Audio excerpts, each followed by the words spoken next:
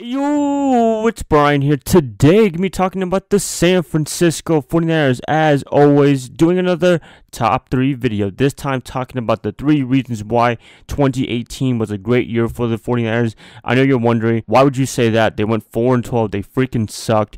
But hey, there were positives to happen in every situation, and I'm gonna be doing some good things about 2018 because there was a lot of good things to take away from, maybe from individuals, from teamwork or whatever, just things that they can use right now from 2018 and move it on to 2019 and beyond. Hopefully they do that.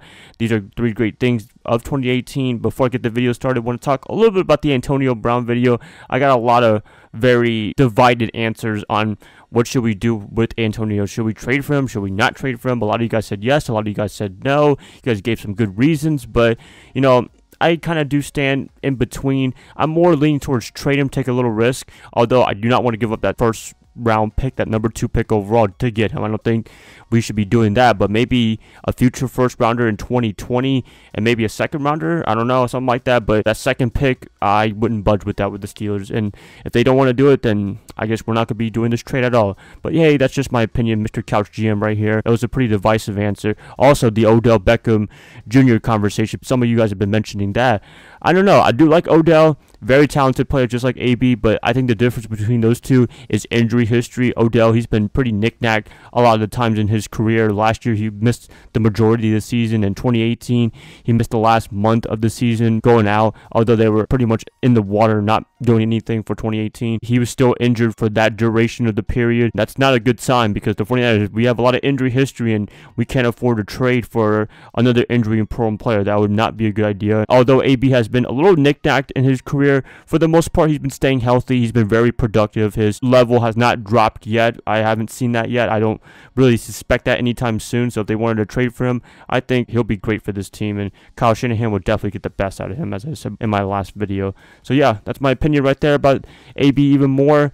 Great discussion. Hopefully I respond to you guys by the time the video comes out. It's a little bit weird since I'm going to be in Vietnam. Time zone's going to be a lot different, so I have to release this video very later on because it's 12 hours ahead of Eastern time. So if it's like 1 o'clock afternoon in Eastern time, it would be like 1 in the morning or something like that in Vietnam time. So it's going to be difficult, but I will try my best when this video gets out. Some updates right there. Before I get the video started, please like and subscribe to support my channel. That would definitely help me out a lot. And yeah, let's just get into it. The top 3 reasons why 2018 was great for the 49ers. Coming in at number 3 was the team not giving up despite losing. Yes, I know that sounds kind of weird, but I think pretty much after they lost the game against the Cardinals the second time around with CJ Beathard, the season was pretty much over. We were not going to make the playoffs, but hey, when they started Nick Mullins from the Raiders all the way to the Rams game, they never gave up. They kept playing as hard as possible, and they were able to get some nice wins like the Seahawks for the first time since 2013, the Denver Broncos, had a close game with the Chicago Bears, beat the Oakland Raiders, destroyed them actually, had some choke jobs with the Giants, got destroyed by the Bucs for whatever reason, but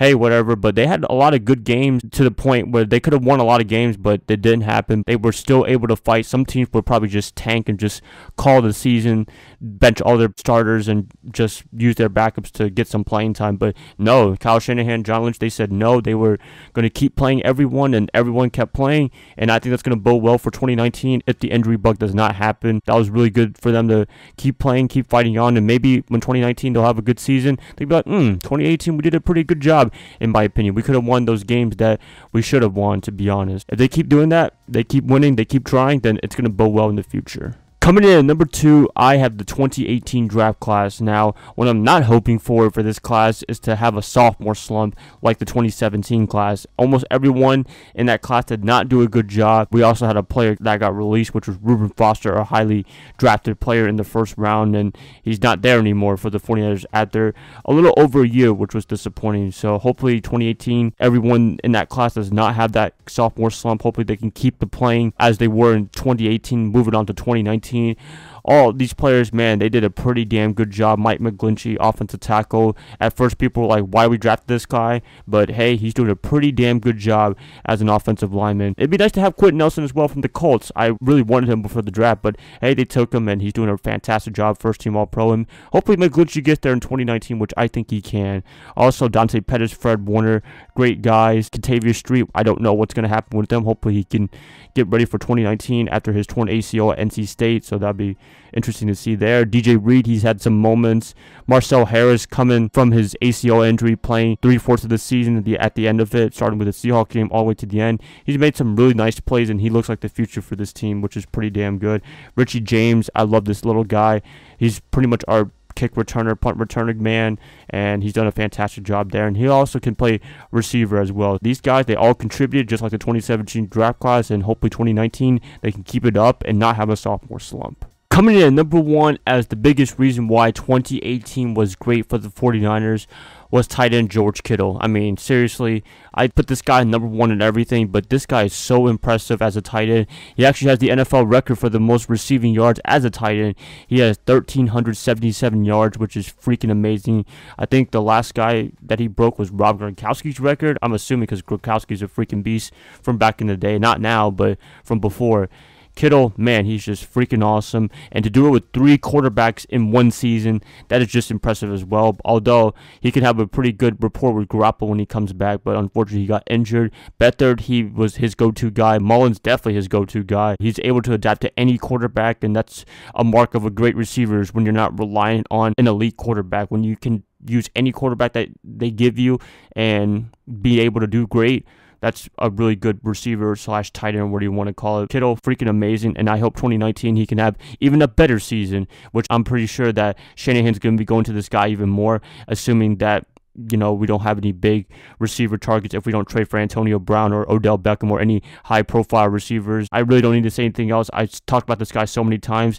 Pro Bowler, second-team All-Pro. Congratulations on that. Should have been first team, but hey, whatever. Travis Kelce got that honor. That's pretty much it, you guys. These are my reasons why 2018 was a great year in terms of people, personnel, and what have you. And hopefully 2019, these players, they get even better. Going to be ending the video right there. Please let me know why 2018 was a great year for you guys. Please, I'd like to hear what you guys have to say. And if you guys like this, please like and subscribe to support my channel. That would definitely help me out a lot. And yeah, I'll probably catch you guys up, I don't know when, probably next week when I make another video. It's going to be hard, be on vacation in Vietnam, but I will try my best to make as much content as possible. I'll see y'all then. Bye, guys. Love y'all. Y'all have a good rest of your day / night.